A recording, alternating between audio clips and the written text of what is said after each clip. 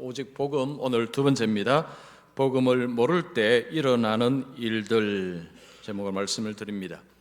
자, 예수 믿는 사람들이 우리가 신앙생활을 할 때 알아야 되는 것, 복음입니다. 복음. 자, 복음을 우리가 분명하게 알아야 됩니다. 자, 복음이 뭐냐를 이렇게 설명하기 위해서 종교하고 복음을 비교해서 이야기하면 이해가 잘 됩니다. 믿음 특강이라는 책에 보니까 이 두 가지를 아주 알기 쉽게 그렇게 비교를 했습니다. 자, 복음은 뭐냐? 내가 받아들여졌기에 하나님께 받아들여졌기에 순종한다. 이게 복음입니다. 종교, 여기서 말하는 종교는 일반적인 종교의 가르침입니다. 내가 순종하면 신이 나를 받아준다, 받아줄 것이다. 이것이 종교가 주는 가르침입니다. 복음은 하나님께서 우리에게 하신 일을 근거로 우리를 받아주신다고 이야기합니다. 그러면 거기에 반응해서 순종하는 것입니다. 종교는 당신이 무엇을 해야만 신이 당신을 받아줄 것이다. 이것이 종교의 일반적인 가르침입니다. 우리가 신앙생활 할 때 이 두 가지를 혼돈하면 안 됩니다. 즉, 우리의 신앙생활 할 때에 이 복음의 순서를 아는 것이 중요합니다. 복음은 하나님이 우리의 구원을 위해서 무엇을 하셨는가를 먼저 이야기합니다. 하나님께서 하신 일을 우리에게 먼저 이야기합니다. 예수님께서 하신 일을 우리에게 이야기합니다. 그리고 그 다음에 순종을 요구합니다. 이 순서는 부모와 자식 간의 관계하고도 얼추 비슷합니다. 자녀가 부모에게 순종을 해야 되는 것은 무엇을 얻기 위해서가 아니라 부모의 은혜에 감사해서 순종을 하는 것입니다. 물론 어떤 때는 부모에게 뭔가를 요구하기 위해서 순종할 때도 있긴 있습니다. 그러나 일반적인 상황에서 자녀가 부모에게 순종하는 것은 부모의 은혜에 감사해서 순종하는 것입니다.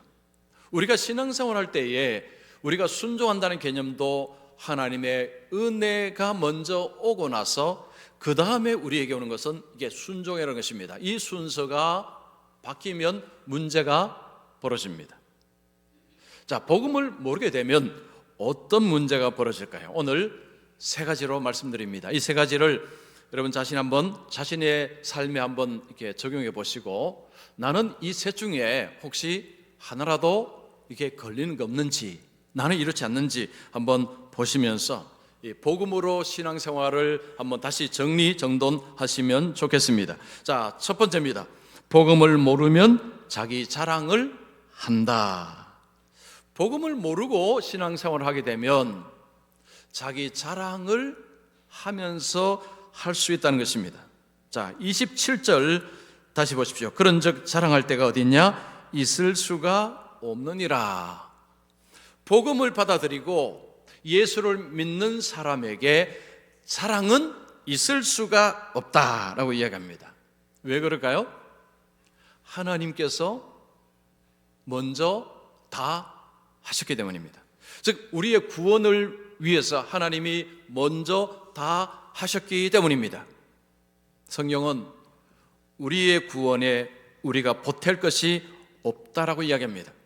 하나님께서 우리를 구원하시는 데 있어서 우리가 거기에 추가하고 우리의 공로를 넣을 만한 자리가 전혀 없다는 것입니다. 하나님이 다 하셨다라고 이야기를 합니다. 바울은 예수를 만나서 이제 새롭게 신앙생활을 하기 전 그리고 후 뭐가 달라졌는 거 아니? 예수를 만나기 전에, 즉 복음을 제대로 알기 전에는 자기가 자랑할 것이 많았다라고 이야기합니다.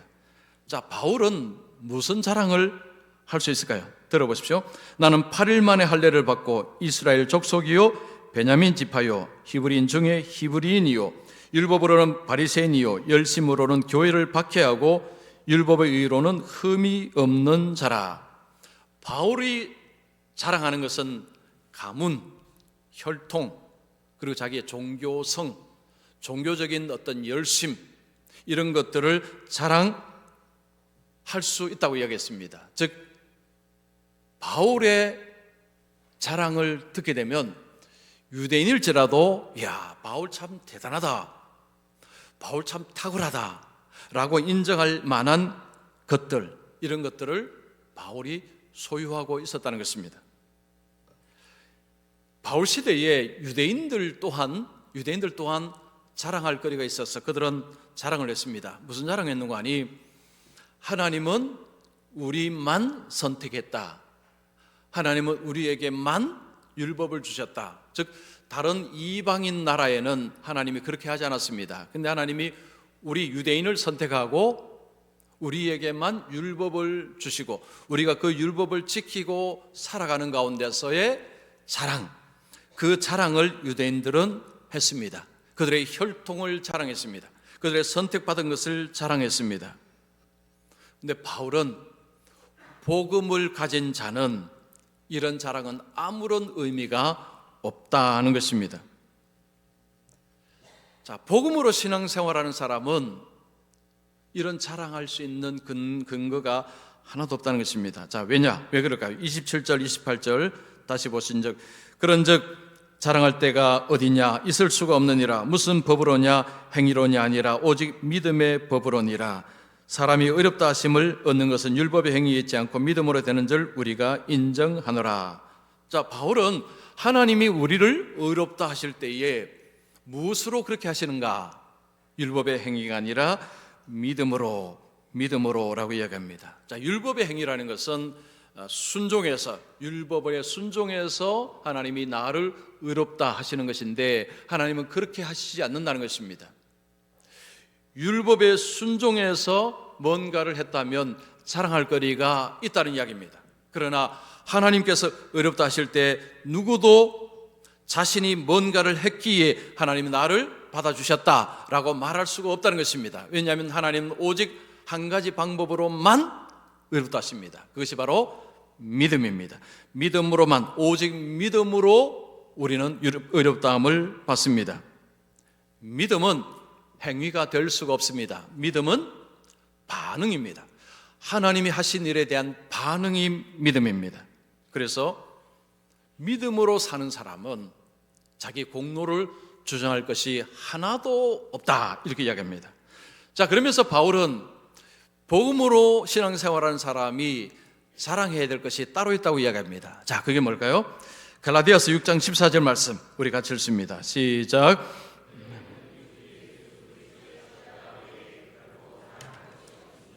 바울은 복음으로 예수 믿는 사람은 그리스도의 십자가의 그리스도, 십자가를 지신 예수를 자랑해야 된다라고 합니다. 즉 예수님은 십자가 지셨다, 이것을 자랑해야 된다는 거죠. 왜 그렇습니까? 예수님의 십자가 덕분에 우리는 하나님 앞에 받아들여졌기 때문에, 즉 예수님이 십자가에서 죽으셔서 우리 죄를 씻어 주셨기에 하나님이 우리를 받아 주신 것입니다. 즉 우리의 구원이 완성이 된 것입니다. 예수님께서 십자가를 지지 않으셨다면 우리가 아무리 애를 써도 구원을 얻을 수가 없습니다. 그런데 예수님께서 십자가를 지셔서 우리의 죄를 씻어 주심으로 우리는 하나님께서 우리를 받아 주셨다는 거죠. 자, 그런데 뭔가 자랑한다, 자기를 과시한다, 이거는 안 맞다는 것입니다. 하나님께서 이렇게 해주시고, 자, 예수님께서 이렇게 해주셨는데 자기 자랑한다, 안 맞다는 것입니다. 그러면서 우리가 말해야 될 대상은 예수님, 십자가 예수님을 이야기하고 하나님의 은혜를 이야기하는 것이 옳다라고 이야기합니다. 자, 그러면 현실은 어떻습니까? 현실은 예수 믿는 우리들은 이게 자기 자랑하는 것, 여러분 어떻게 자기 자랑 열심히 잘 하십니까? 자, 이 자기 자랑이 하는 사람이 잠시는 좋을 수는 있어요. 뭐 자기 자랑을 하니까. 근데 이 자기 자랑은 결과가 별로 안 좋습니다. 뭐 잠깐 하는 거는 괜찮은데요. 이게 자기 자랑을 좀 길게 하거나 이렇게 되면 이게 문제가 발생합니다. 그 2016년 10월 3일 새벽 2시 30분에 프랑스의 고급 아파트 안에 어떤 집에 강도가 들었습니다. 이 집은 킴 카다시안이라는 여성의 집이었습니다. 자, 이 여성은 미국의 어떤 유명한 방송인이라고 합니다. 자, 이 집에 강도가 새벽에 들고는 여인을 결박을 하고는 반지라고 했습니다. 반지 내놔라는 거죠. 그러니까 이 여성이 아주 비싼 반지를 가지고 있었습니다. 다이아몬드 반지였는데 시가 50억이었던 50억. 두 분만 놀라시는군요. 자, 이 50억짜리 반지를 가지고 있어서 그거 내놔라는 것입니다. 그래서 이제 강도들이 들어왔으니까 뭐 반지 내놔야 되겠죠. 그래서 반지 저기 있다고 이야기했습니다. 그 반지와 더불어 그 옆에 보석통이 있었는데 그 보석에는 60억 가량의 보석들이 그 안에 있었습니다. 그래서 다이아몬드 50억짜리 그리고 보석 한 60억 도합 110억어치의 보석을 가지고 달아났습니다. 자, 이 사람들은 그 집에 이 다이아몬드 반지가 있는 거 어떻게 알았을까요? 이 여성이 트위터에 자랑을 한 것입니다. 자, 이 여성의 이 팔로워 수가 그 당시에 4,800만, 팔로워 수가 40명이 아닙니다. 4천만 명, 거의 5천만 명 정도 됐다고 합니다. 이 여성이 이게 자기 글 갖다가 거기다가 이제 딱 올려놓고 봐라, 나 이거 있다, 너희 없지, 이게 자랑을 한 것입니다. 자, 그러면 여러분 4,800만 명 뭐 다 볼지는 모르겠지만 어쨌든 어마어마한 사람이 그 여성의 반지를 트위터를 통해서 본 거죠. 자, 여러분들은 그 반지를 보신다면 뭐라고 반응하시겠습니까? 부럽다. 별로 그렇게 반응 안 하실 것 같군요. 자, 어떤 사람은요, 저거 봐라, 요거 훔쳐야 되겠다 생각을 한 것입니다. 그들이 바로 강도들이었습니다. 그 강도들이 그 집에 가서 그걸 이제 훔쳐서 빼앗아서 도망을 갔습니다. 자, 여성이 거기에 자랑을 안 했으면 강도들이 그 집을 어떻게 그 여성이 있는지 어떻게 알았겠습니까? 결국은 자랑이 좀 심하다 보니까 이런 일이 벌어진 것입니다. 여러분, 자랑이라는 것은 가끔 양념 삼아 할 수도 있습니다. 그건 문제가 아닌데, 이 자랑이 이게 반복되거나 만약에 이게 심해지거나 이러면 관계가 깨어집니다. 요즘 인터넷이 이제 이 자랑을 하는 무대가 되었습니다. 그래서 이제 자기 좋은 것을 이게 올려서 나 이거 했다, 나 이거 가지고 있다, 이런 식으로 이제 자랑을 하죠. 그러면 보는 사람들이 그래, 너 잘났다 합니다. 좋아하지 않습니다. 좋아하는 사람도 있겠지만 우리가 인간 관계 속에서도 자기 자랑이 심하게 되면 옆에 사람들 다 떨어져 나갑니다. 누가 그 곁에 있겠습니까? 자, 이런 자랑은요 아무 의미 없습니다. 자, 우리 야고보서 4장 16절 말씀 같이 읽습니다. 시작. 이제도 너희가 허탄한 자랑을 하니 그러한 자랑은 다 악한 것이라. 그러니까 이런 자기 과시 이런 것들은 다 허탄하다는 거죠. 이건 악하다라고 이야기합니다. 우리 예수 믿는 사람이 만약에 자기 자랑이 좀 과하다 하면 어떤 문제가 이제 일어날까요? 하나님은 작아지고 자기는 커지는 것입니다. 하나님을 작게 만들고 자기를 크게 만드는 거죠. 이게 자기 자랑입니다. 자, 우리 성도님들 어떻습니까? 자기 자랑을 평소에 잘 하십니까? 아니면 하나님의 은혜를 많이 이야기하십니까? 자, 두 번째입니다. 두 번째, 자, 복음을 모르면 하나님을 유대인의 하나님으로만 생각합니다. 자, 복음을 모르고 신앙생활을 하게 되면 어떤 일이 벌어지냐면 하나님을 유대인의 하나님으로만 생각하는 일이 벌어집니다. 자, 29절 보십시오. 하나님은 다만 유대인의 하나님이시냐, 또한 이방인의 하나님은 아니시냐, 진실로 이방인의 하나님도 되시느니라. 자, 바울이 이렇게 이야기한 이유가 있습니다. 그 당시에 유대인들은 하나님을 우리만의 하나님으로 생각했습니다. 그들이 섬기는 하나님은 우리 유대인만의 하나님으로 여겼습니다. 왜냐하면 그들을 선택하셨기 때문에, 그리고 그들과 언약을 맺었습니다. 그들에게 율법을 주었습니다. 그래서 하나님은 우리만, 유대인의 하나님으로 그들은 오해를 했습니다. 자, 그런데 이런 오해는 유대인만 하는 것이 아니라 이방인들도 합니다. 자, 이방인 누굽니까? 우리 같은 유대인이 아닌 사람들도 이런 오해를 합니다. 자, 이런 식으로 오해하는 거죠. 아니, 하나님은 유대인들이 믿는 하나님 아니냐? 그런데 우리가 왜 그 하나님을 믿어야 되냐? 뭐 이런 이야기입니다. 성경의 하나님은 유대인의 하나님이라는 거죠. 유대인의 하나님. 우리 대한민국 사람들의, 우리가 믿는 신은 따로 있다는 거죠. 우리 민족 신. 전통적으로 한국 사람이 믿어온 신들이 있는데 우리는 그거 믿으면 되지, 왜 유대인들이 믿는 신을 왜 믿어야 되느냐, 이런 이야기를 하는 분들이 있습니다. 저는 이런 질문을 제가 미국에서도 받았고 한국에서도 받았습니다. 저 유튜브에 보니까요, 이런 질문이 있었습니다. 한국 사람이 왜 유대인의 신을 믿어야 되냐? 자, 그런데 이 질문은요, 답하기가 굉장히 쉽습니다. 왜냐하면 성경에서 하나님은 온 세상의 하나님이라고 말씀하기 때문입니다. 자, 창세기 12장 3절 그 말씀입니다. 우리 같이 읽습니다. 시작. 땅의 모든 족속이, 자, 하나님께서 아브라함을 불러내시고 아브라함에게 하신 말씀입니다. 땅의 모든 족속이, 모든 사람들이 너로 인해서 복을 받을 것이다. 하나님은 아브라함, 그의 너의 후손들에게만, 즉 유대인들에게만 내가 복을 주는 것이 아니라 너를 통해서 온 세상 사람들에게 내가 복을 줄 것이다. 그래서 여기서 하나님은 온 세상의 하나님이라는 것을 알 수가 있습니다.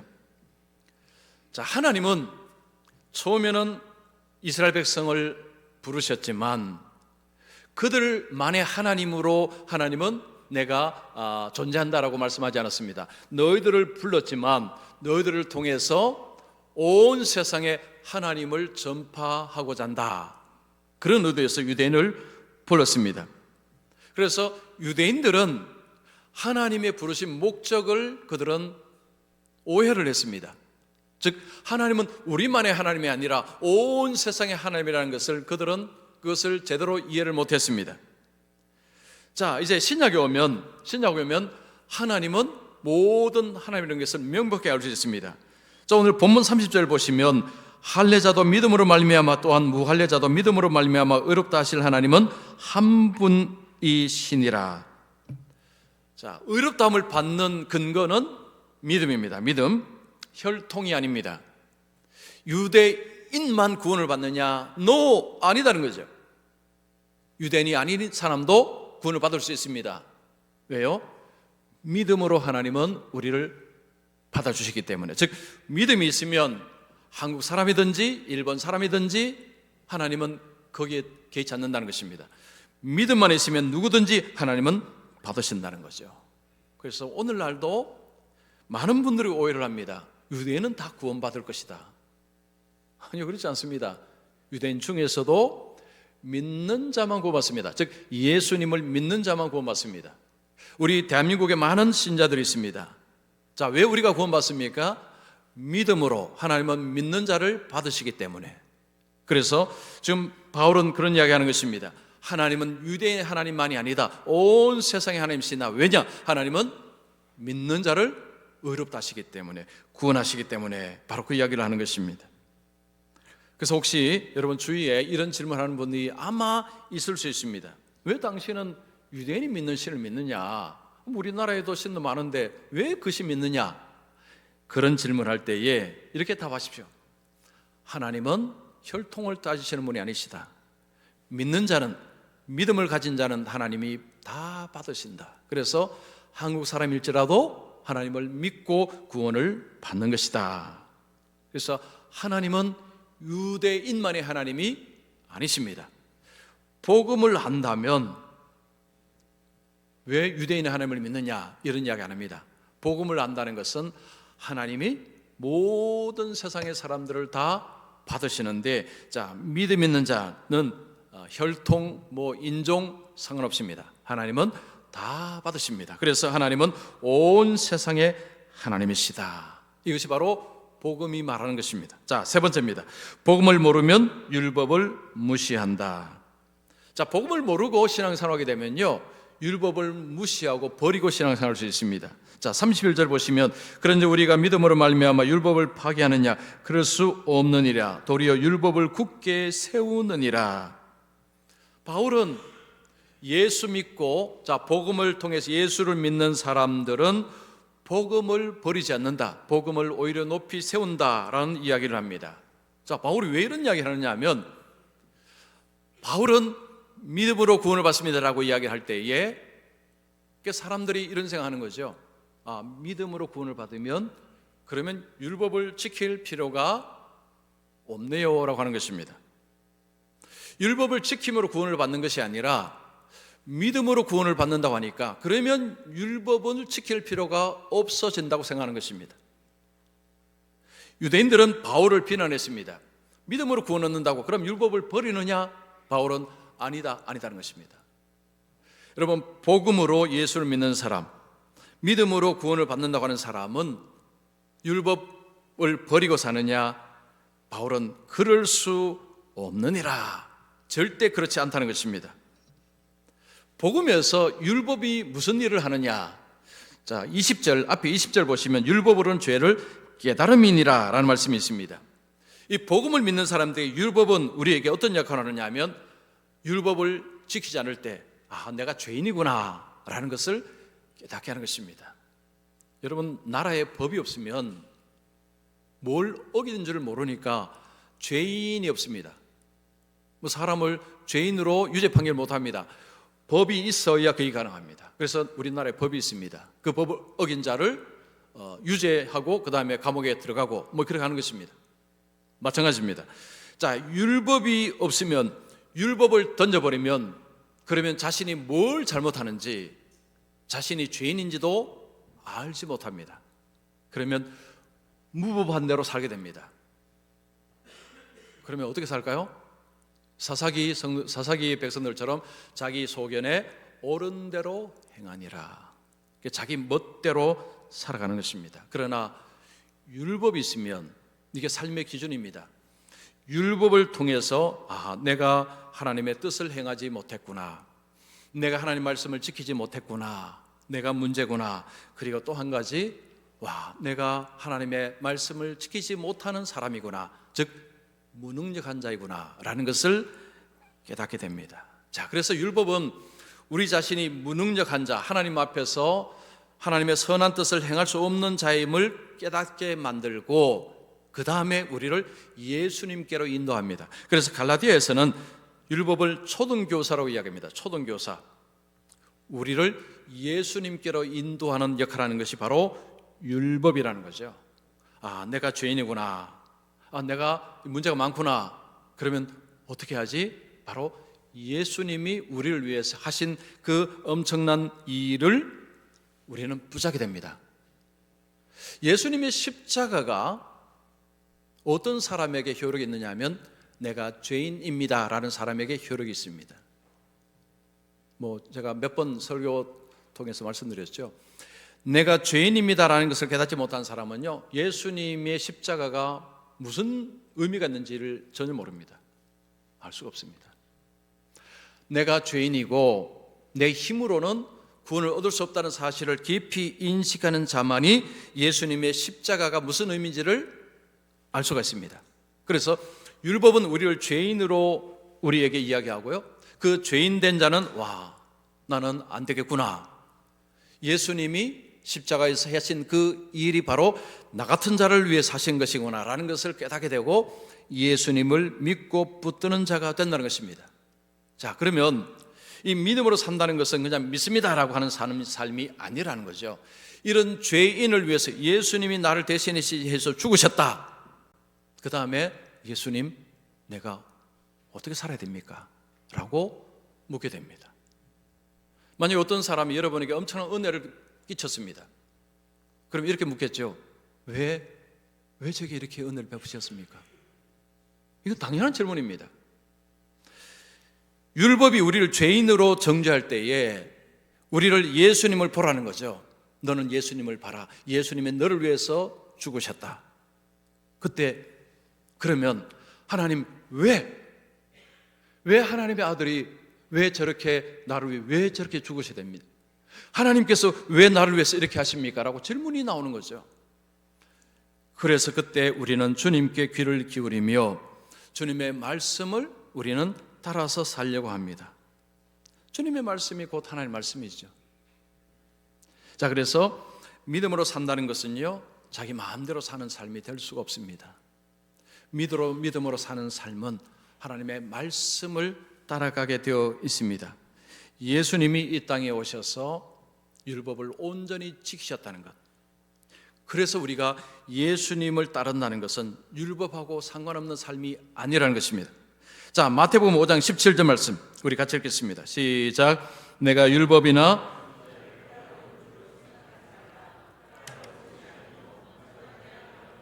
예수님이 오셔서 율법 안 지키셨으면 우리는 율법 지킬 이유가 하나도 없습니다. 근데 예수님이 다 지키셨습니다.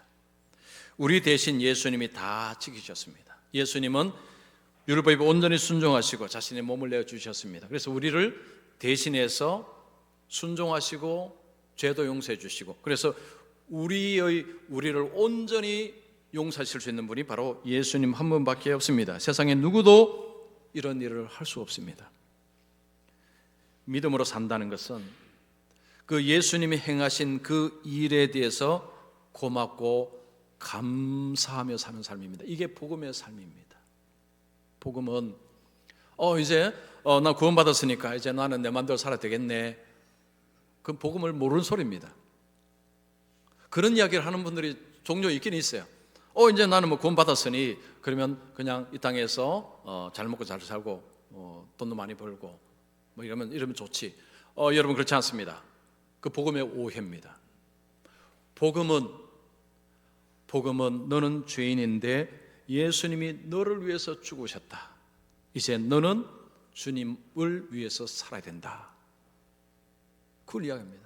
그래서 믿음으로 산다는, 복음으로 산다는 것은 결코 가볍지 않습니다. 그냥 내 편한 대로 삶을 살아도 되느냐? 결코 그렇지 않습니다. 그러면 이것이 무거운 짐이냐? 이것도 그렇지 않다는 거죠. 왜냐? 감사하니까요. 주님이 너무 감사하니까 그 다음에는 이제 그 일을 하는 것 자체가 무거운 짐이 되지 않는다는 거죠. 자, 어떤 교회에서 목사님이 어떤 성도에게 어떤 봉사를 부탁을 했습니다. 이게 남자 성도가 부탁을 받고는 목사님 죄송합니다. 제가 좀 바빠서 봉사는 좀 어려울 것 같습니다 하고 이제 정중하게 거절을 했습니다. 그리고 나서 한 얼마 뒤에 이분이 목사님께 다시 왔습니다. 목사님, 지난번에 말씀하신 거 그거 제가 하겠습니다 라고 했습니다. 그래서 목사님이 물었습니다. 아니 힘들다고 왔는데 왜 생각이 바뀌었습니까? 라고 물으니 이제 그분이 이런 대답을 합니다. 목사님 말씀을 듣고 나서 마음이 많이 힘들었습니다. 그래서 제 자신의 마음을 한번 보았습니다. 내가 정말 시간이 없어서 못하는지 마음이 없어서 못하는지 보니까 시간이 없는 것은 핑계고 마음이 없었습니다.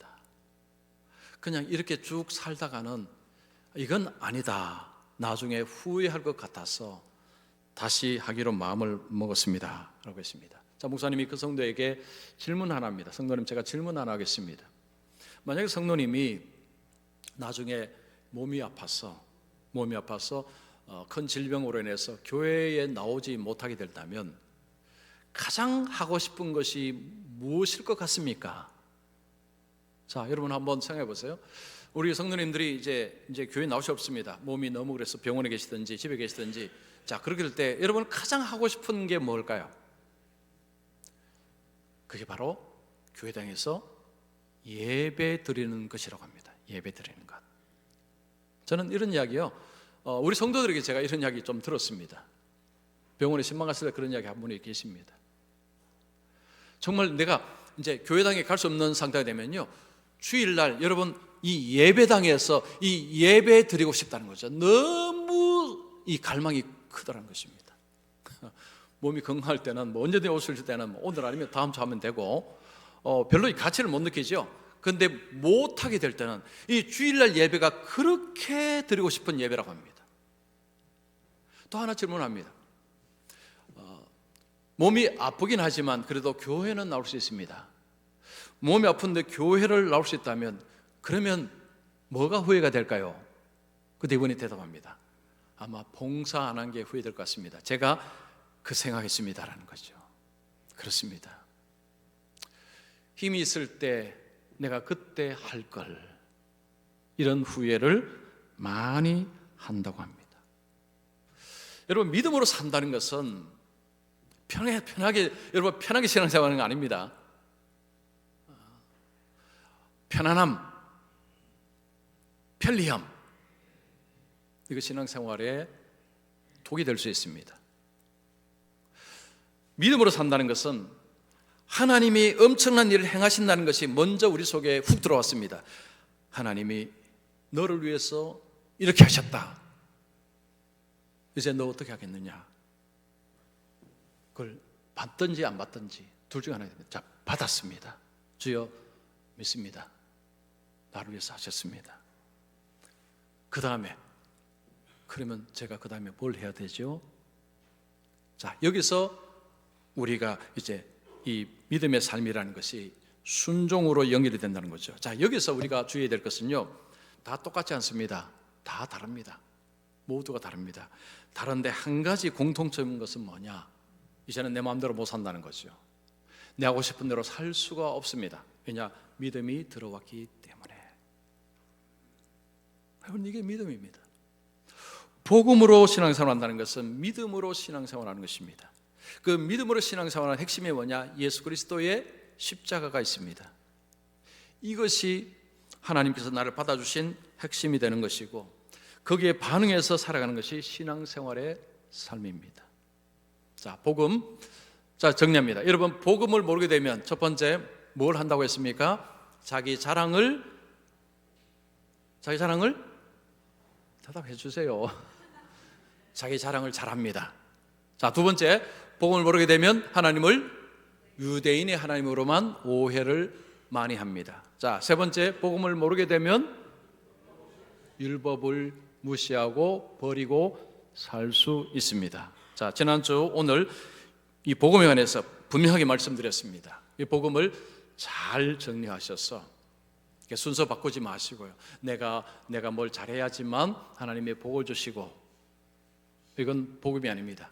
복음은 하나님이 우리에게 하신 일을 먼저 이야기하시고 거기에 반응해서 우리가 순종하는 것, 이것이 복음입니다. 그래서 우리 모든 성도님들은 이 순서 바꾸지 마시고, 자, 복음으로, 복음 안에서 예수를 믿으셔서 우리 하나님께 충성하며 하나님께 기쁨이 되는 우리 모든 분들 되시기를 축원합니다.